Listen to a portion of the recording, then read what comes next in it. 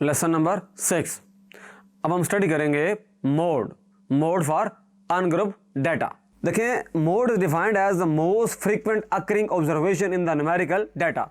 कोई numerical data है, उसमें बहुत सारी वैल्यूज हैं, ऐसी वैल्यू जो बार बार रिपीट हो रही है और उसकी फ्रीक्वेंसी सबसे ज्यादा है, वो वैल्यू जो है मोड कहलाती है। अच्छा, मोड का फॉर्मूला है द मोस्ट फ्रीक्वेंट ऑब्जर्वेशन। अच्छा, ये देखें, ये हमारे पास डेटा सेट है, इसको जरा सॉल्व करते हैं। देखें, इसके अंदर 9 भी है, 11, 4। हमने देखना ये सबसे ज़्यादा टाइम कौन सी वैल्यू आ रही है।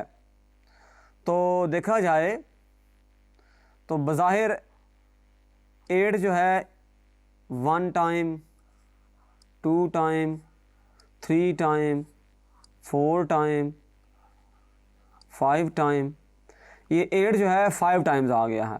इसके अलावा देखें कोई और नंबर जो 5 टाइम से ज़्यादा आ रहा हो। 9 को देख लेते हैं, 1,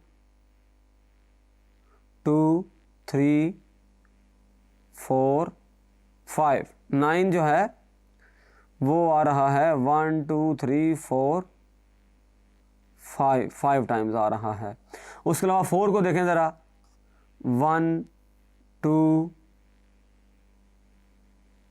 3, 4, 5, 6 टाइम आ गया। 4 जो है वो 6 टाइम आ रहा है। इसके अलावा 3 जो है वो देख लेते हैं। देखें, 5 जो है 1, 2, 3, 4, 5 जो है 4 टाइम है। अच्छा, 3 जो है 4 जो है उसको चेक कर लेते हैं।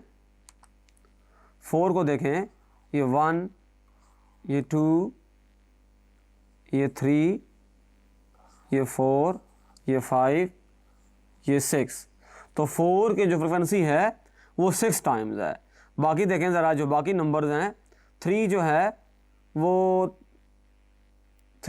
देखें कितने टाइम आ रहा है। 1, 2, 3।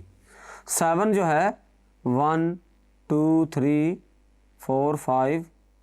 7 भी जो है वो 5 टाइम्स आ रहा है।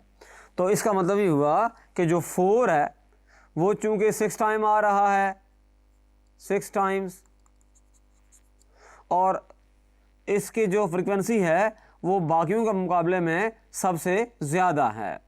इसको आपने केयरफुल चेक करना है, तो फिर आपको एग्जैक्टली इसका आइडिया हो सकता है।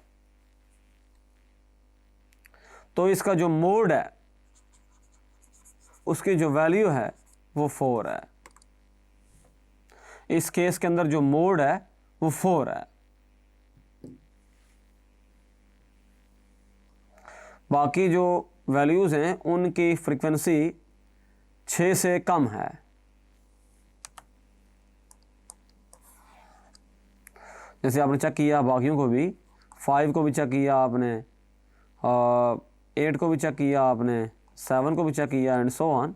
तो 9, 10 भी देखें, 10 जो है वो भी थोड़ा वक्त के लिए, थोड़ा टाइम के लिए है, थोड़े नंबर ऑफ टाइम्स के लिए है। तो 4 इसका मोड है। तो डेटा सेट के अंदर हमने ये देखना है कि कौन सा नंबर जो है वो ज़्यादा टाइम रिपीट हो रहा है। जिसकी रिपीटेशन सबसे ज़्यादा होंगी वही मोड होगा।